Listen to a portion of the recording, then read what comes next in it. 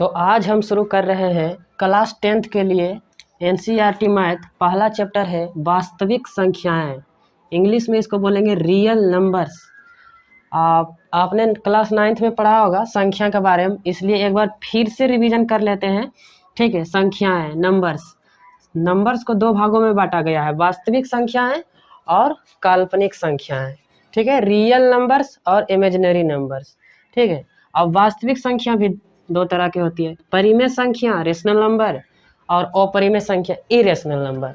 अब इसमें हम पढ़ेंगे परिमेय संख्या में बहुत सारी संख्या होती है जो आप पहले पढ़े होंगे, या नहीं पढ़े हैं तो आप फिर से पढ़ेंगे इसमें। ठीक है, रिवीजन कर लेंगे। प्राकृतिक संख्या नेचुरल नंबर, पूर्ण संख्या होल नंबर, पूर्णांक इंटीजर्स भिन्न संख्या फ्रैक्शनल नंबर, और सम संख्या इवेन नंबर, विषम संख्या ओड नंबर, अभाज्य संख्या प्राइम नंबर, भाज्य संख्या कंपोजिट नंबर, सहभाज्य संख्या को प्राइम नंबर। इस सभी को हम बढ़िया से समझेंगे। हम इसको मिटाते हैं। ठीक है, इसको हम सभी को परिभाषा लिखेंगे और समझाएंगे आपको बढ़िया से। ठीक है, अब देखिए, अब हम सभी संख्या को समझते हैं। प्राकृतिक संख्या, गिनती की संख्या को प्राकृतिक संख्या कहते हैं। ठीक है, अब हम गिनती कहाँ से गिनते हैं? एक से। 1 2 3 4 5 6 7 कहाँ तक? अनंत तक। ठीक है, अब इसमें पूछ सकता है कि सबसे छोटी प्राकृतिक संख्या क्या होगा? सबसे छोटी प्राकृतिक संख्या, तो बताइए सबसे छोटी प्राकृतिक संख्या।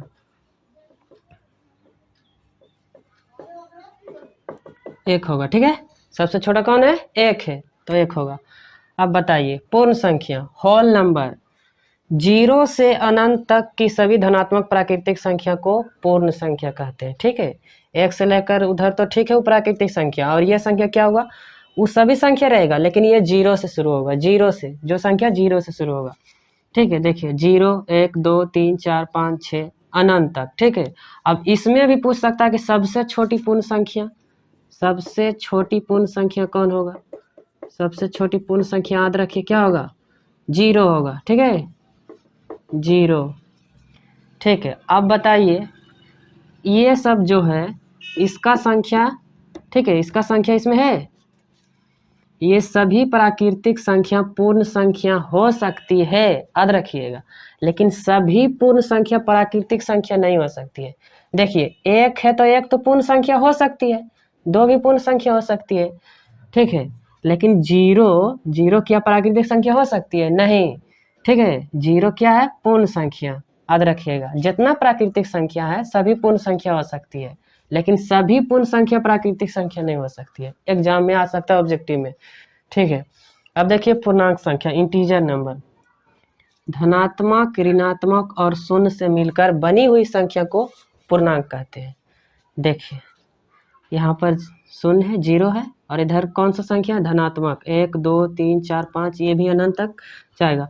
उधर -1 -2 -3 -4 -5, ये इधर वाला बोलेंगे धनात्मक संख्या। कहा है कि इधर प्लस में है, धनात्मक संख्या। ठीक है, धनात्मक पूर्णांक बोल देंगे, धनात्मक पूर्णांक संख्या। और इधर क्या है? माइनस में है, तो ये हो जाएगा ऋणात्मक पूर्णांक संख्या। ठीक है, याद रखेगा।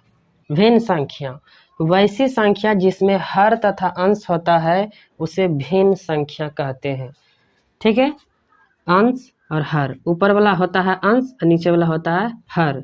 ठीक है, 5/2 3/4 -5/2 5/1, जिसको हम बटा में लिख सकते हैं वो भिन्न संख्या है। ठीक है, अब जितना हम बता रहे हैं इसको आप कॉपी में लिख कर याद कर लीजिए। ठीक है, बहुत बेसिक चीज़ें पता रहना चाहिए। सम संख्या इवेन नंबर, जो संख्या 2 से पूरा विभाजित हो जाता है उसे सम संख्या कहते हैं। मतलब 2 से पूरा भाग लग जाता है उसे सम संख्या कहेंगे। 2 से 2 में भाग देंगे तो पूरा लग जाएगा, 4 6 8 10 12। ठीक है, उसमें से 2 से भाग देते हैं तो पूरा कट जाएगा। देखो 2 से 2 में भाग देंगे कट जाएगा, 2 से 4 में भाग देंगे कट जाएगा। एक चीज़ और याद रखना कि जो संख्या के अंत में 2 4 6 8 और 0 रहे तो वह संख्या सम संख्या होगा। जैसे हम लिखते हैं 540, इस संख्या का अंत में क्या है? 0, तो इसको हम 2 से भाग देंगे तो पूरा कट जाएगा, तो ये कौन सा संख्या है? सम संख्या। अब इसमें भी पूछ सकता है कि सबसे छोटी सम संख्या कौन है? सबसे सबसे छोटी सम संख्या। पूछ सकता है कि सबसे छोटी सम संख्या कौन होता है, तो सबसे छोटा कौन है यहाँ पर, 2 है, तो 2 होगा। ठीक है, याद रखिए सबसे छोटा सम संख्या 2। आप समझिए विषम संख्या, ओड नंबर, जो संख्या 2 से पूरा विभाजित नहीं होता है उसे विषम संख्या कहते हैं। इसका उल्टा, ठीक है, जैसे 1, 3, 5, 7, 9, 11, इसमें 2 से भाग देंगे तो नहीं लगेगा, 1 बच जाएगा शेषफल। इसमें 2 से भाग देंगे तो शेषफल 0 बचेगा। ठीक है, इसमें 2 से भाग देंगे नहीं लगेगा, 2 से भाग 5 में 2 नहीं कटेगा। ठीक है, अब ये भी बढ़ते जाएगा। अब इसको भी चिन्हने का तरीका है कि जो संख्या के अंत में 1, 3, 5, 7, 9 रहे तब उसको बोलेंगे विषम संख्या है।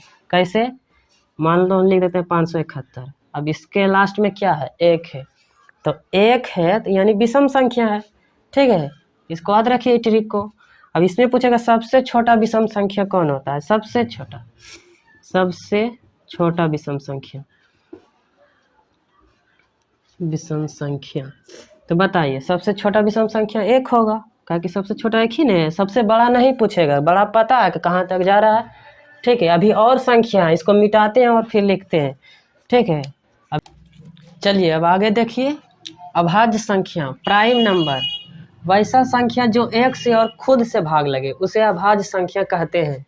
देखिए 2 है, 1 से और खुद से भाग लगेगा, 2 1 और खुद से भाग लगेगा, 3 भी, 5, 7, 11, 13, देख लो 3 क्या है, कोई भी पहाड़ा में नहीं आएगा, 1 में आएगा, और 3 से ही भाग लगेगा, खुद से भाग लग रहा।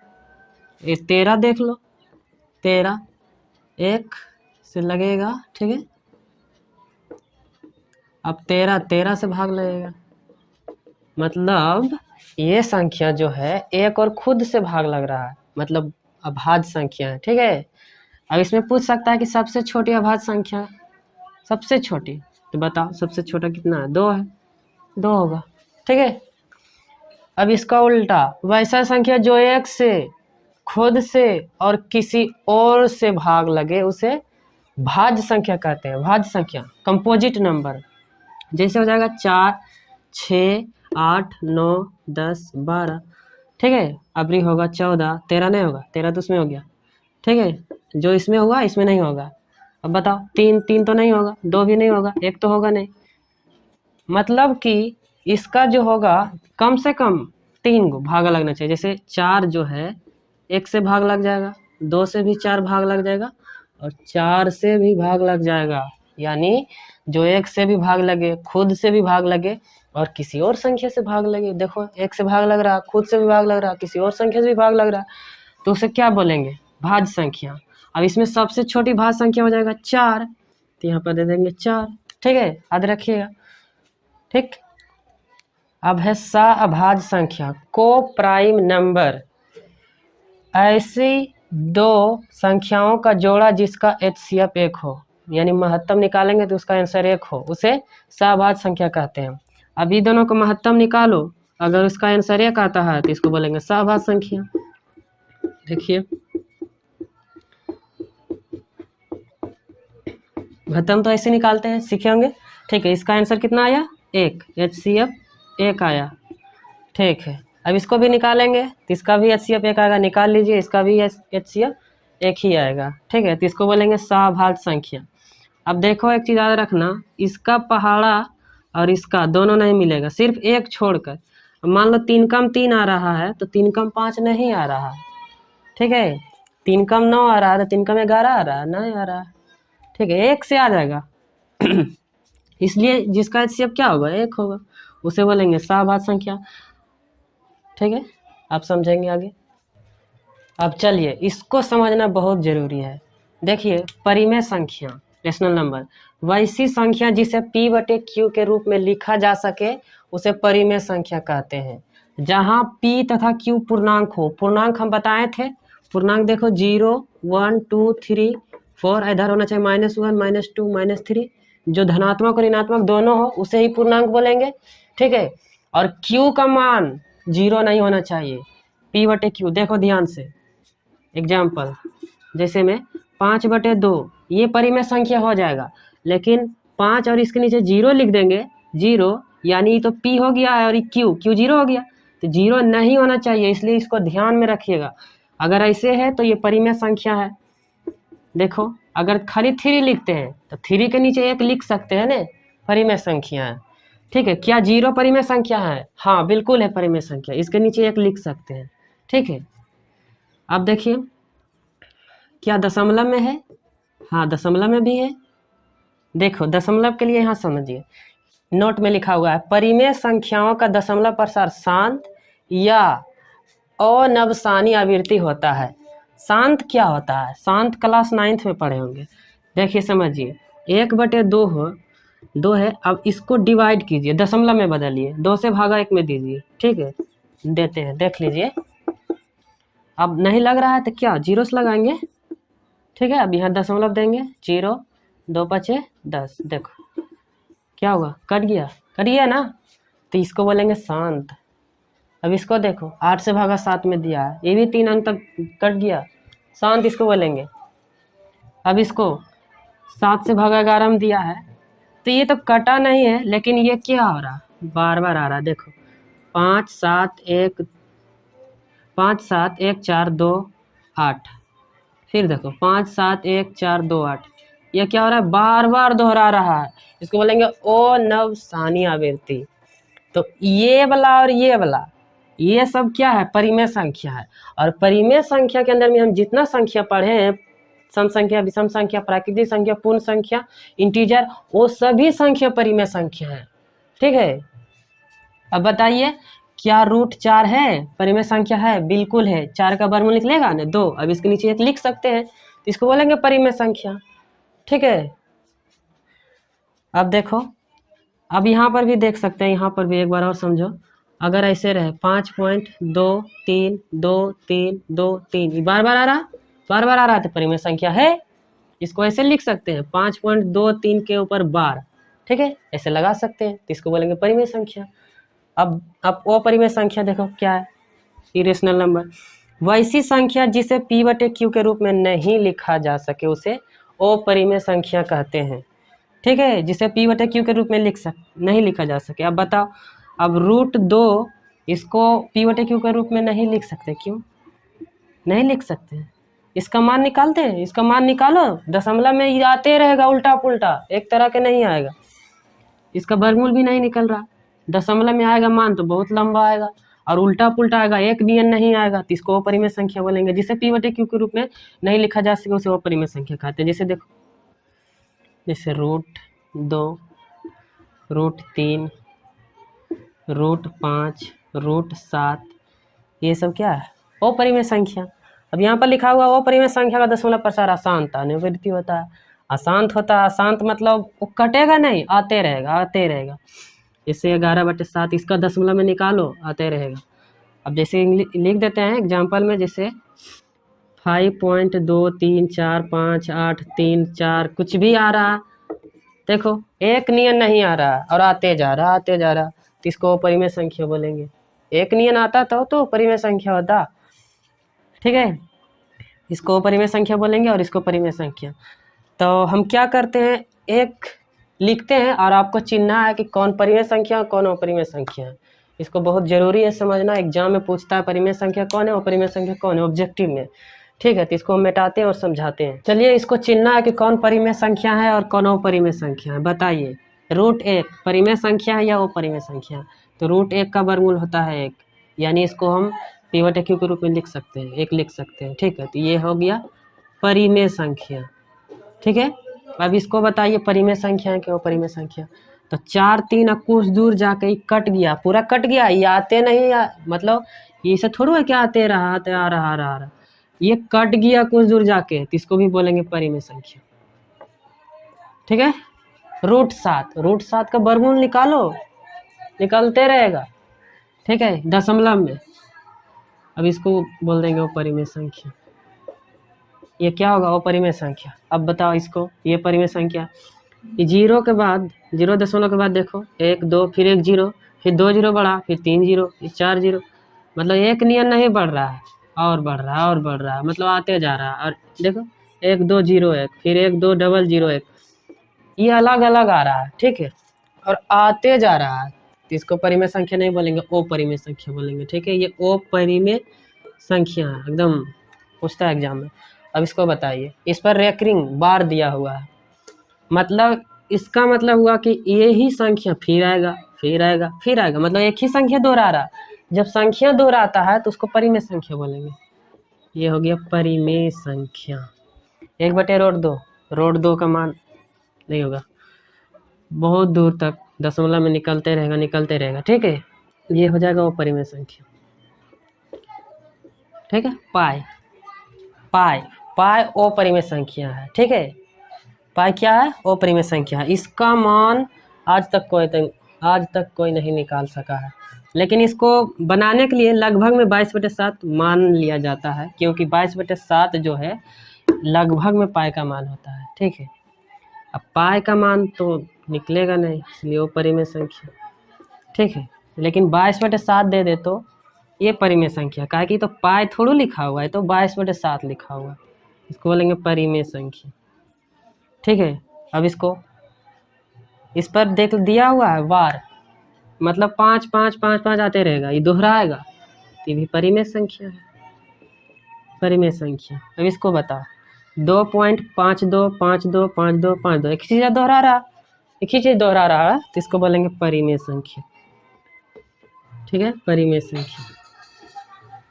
बस इतना याद रखिए, बहुत ज़रूरी है, ठीक है। और कुछ होमवर्क देते हैं हम, जो पढ़ाएं अब उसको बनाइएगा, ठीक है। तो आपका होमवर्क है, सबसे छोटी प्राकृतिक संख्या कौन होगा, लिखना है यहाँ पर, ठीक है, बना लीजिएगा। सबसे छोटी पूर्ण संख्या, सबसे छोटी सम संख्या, सबसे छोटी विषम संख्या, सबसे छोटी अभाज्य संख्या, सबसे छोटी भाज्य संख्या, सब हम पढ़ा दिए हैं। और ये बहुत ज़रूरी है, एग्जाम में पूछता है, देख लीजिएगा क्वेश्चन बैंक उलट के, ठीक है। अब इतना बना के कॉपी में रख लीजिए, ठीक है, और अब भेज सकते हैं हमको भी, ठीक है। चलिए अब देखिए, अब पढ़ेंगे यूक्लिड विभाजन प्रमेयिका। इसका देखिए सूत्र दिया हुआ है, A = BQ + R। इसको समझिए ये क्या होता है। तो पहले आप भागा पढ़े होंगे, जैसे हम भागा दे रहे हैं, ठीक है, 5 से भागा 7 में दे रहे हैं, एक बार में लगेगा 2, ठीक है। अब देखिए इसका नाम क्या है, इसको क्या बोलते हैं, भाजक, भाजक, इसको बोलते हैं भाज्य, ठीक है, और इसको बोलते हैं भागफल। जो बच गया है इसको बोलेंगे शेषफल। तो भाज्य बराबर सूत्र क्या होता है, भाज्य बराबर होता है भाजक गुने भागफल प्लस शेषफल, ठीक है। अब हम भाज्य को हम A मान लेते हैं, ठीक है, और भाजक को B, और इसको Q मानेंगे, कोसेंट। शेषफल रिमाइंडर को बोलेंगे, तो इसको R मान लेते हैं। तो A बराबर हो जाएगा BQ + R, BQ + R। देखो आ गया नहीं बोला, मतलब ये सूत्र है, भाज्य बराबर भाजक गुने भागफल प्लस शेषफल, ठीक है। अब इसको जांच भी कर सकते हैं, इसमें देखो भाजक कितना है 5, और भागफल कितना है 1, और शेषफल कितना है 2। 5 × 1 तो 5 + 2 7 आ गया ना। बीच वाला अगर आ जाए इसका मतलब भागा सही है, ठीक है। अब देखिए ये क्या लिखा हुआ है, इसको समझिए। ये बोल रहा है 0 से बड़ा या बराबर R मतलब रिमाइंडर यानी शेषफल होगा, और इससे बड़ा भाजक होगा, मतलब भाजक से ये सब छोटा होगा। समझिए, बढ़िया से समझिए। यहाँ हम 5 से भाग दिए 7 में, तो शेषफल देखो 5 से छोटा है या 2, शेषफल तो छोटा है ने, देखो 20 से छोटा है यार शेषफल। अब देखो और भाग देते हैं, 9 से भागा मान लो 18 में दे रहे हैं, 9 दूना 18, क्या आया शेषफल 0, कट गया, मतलब शेषफल 0 आया।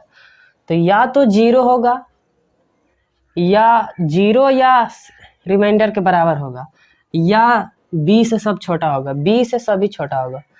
देखो 9 से छोटा है 0, है ना, तो इसीलिए लिखा हुआ है, इसको याद रखिए, ऑब्जेक्टिव में आता है टिक मारने के लिए, ठीक है। देखिए प्रश्नावली 1.1 है, निम्नलिखित संख्याओं का HCF ज्ञात करें, यानी महत्तम ज्ञात करना है, ज्ञात करने के लिए यूक्लिड विभाजन एल्गोरिथम का प्रयोग कीजिए। एल्गोरिथम का प्रयोग करना है, यूक्लिड विभाजन एल्गोरिथम। तो 3 गो इसमें है, तो पहला हम बना देते हैं, दोनों आप बनाइएगा, ठीक है। और नहीं बनेगा तो फिर हम आगे बताएंगे। 135 और 225 से पहले आप भाग विधि से बनाते थे, फिर गुणनखंड विधि से भी बनता है, ठीक है। लेकिन यहाँ पर बनाना है यूक्लिड विभाजन एल्गोरिथम विधि। तो क्या कीजिए, आप इसको पहले भाग विधि से सीखिए, पहले भाग विधि से बना लीजिए, उसके बाद इसकी मदद से फिर इधर वाला हम कर लेंगे, ठीक है। तो क्या करते थे, जो बड़ा होता है बड़ा को छोटा से भाग देते हैं, ठीक है। याद रखिए, अगर ये वाला इधर रहता और ये वाला इधर, तो क्या करते, फिर भी उसी को वही करते, इसको इसी से भाग देते। लेकिन 135 और 225 है, तो क्या करेंगे, 225 में से 135 से भाग देंगे। कहा है कि ये बड़ा है और ये छोटा वाला है, तो छोटा वाला को बड़ा वाला से भाग देंगे। क्या करेंगे, लगाएंगे। अब 2 बार में लगाएंगे तो ज़्यादा आ जाएगा, इसीलिए ज़्यादा लगाना नहीं है, इसलिए 1 बार में लगाएंगे। अब क्या करेंगे, घटाएंगे, ठीक है। अब देखो, अब क्या करते हैं, ये वाला जो है इसको यहाँ पर उतारते हैं, ठीक है। अब 90 से भाग इसमें देंगे तो 1 ही बार में लगाएंगे, ना तो 2 बार में ज़्यादा आ जाएगा, ठीक है। घटा लीजिएगा। अब 90 फिर यहाँ उतारेंगे, तो 45 दूना 90। जब तक नहीं कटता है तब तक इसको बनाते रहेंगे। यहाँ कट गया यानी शेषफल 0 आ गया, तो इसका आंसर हो जाएगा 45। लास्ट में जो भाजक बचेगा उसी का आंसर हो जाएगा 45। अब देखो बनाते हैं इसको, यूक्लिड विभाजन एल्गोरिदम। तो इसका फॉर्मूला क्या था, ए बराबर BQ प्लस R, ठीक है। ए बराबर मतलब भाज्य बराबर भाजक गुने भागफल प्लस शेषफल, ठीक है। इसको हम ए मानते थे और इसको B और इसको Q, और यहाँ पर बच गया जो R, ठीक है। तो ध्यान से देखिए, ए बराबर कितना है 225 है ना, तो एक जगह पर लिख देंगे 225। अब B बराबर देखो 135, यहाँ पर क्या रहता है गुना Q, इसको Q बोलते हैं कोसेंट। Q कितना है 1, रिमाइंडर 90, कितना शेषफल आया 90। अब क्या करना है, अब क्या हम किया 135 को यहाँ लाए, फिर 90 से भागा दिए, तो फिर क्या करेंगे 135 फिर हम यहाँ ले आएंगे, ठीक है। अब फिर 90 से हम भाग दिए, फिर 90 यहाँ ले आएंगे, और 90 से हम दिए तो कितना बार में लगाएं, 1 बार में, और शेषफल कितना बचा 45। फिर वही हाल, फिर क्या करें 90 यहाँ उतारें, तो फिर 90 यहाँ ले आएंगे और 45 को हम यहाँ ले आएंगे। 45 से हम भाग दिए, कितना बार में लगाएं 2 बार में, बचा कुछ नहीं बचा तो 0, क्या लिख देंगे 0, ठीक है। तो इसका भी आंसर हो जाएगा 45, ये वाला आंसर हो जाएगा HCF 45, ठीक है। तो ऐसे ये दोनों बनाएंगे, ठीक है। एग्जाम में क्या कीजिए, आप इसको भी बना लीजिए और इसी की मदद से इसको बना लीजिए, ठीक है। साइड में आप इसको बनाइए और इसको बनाइए, आप ये दोनों को खुद से बनाइए, ठीक है। और याद रखिएगा इधर वाला आंसर होगा, जहाँ कटता है और इधर जो बचा वही आंसर हुआ, ठीक है। आगे बनाइए, फिर नहीं बनेगा तो आगे बताइए।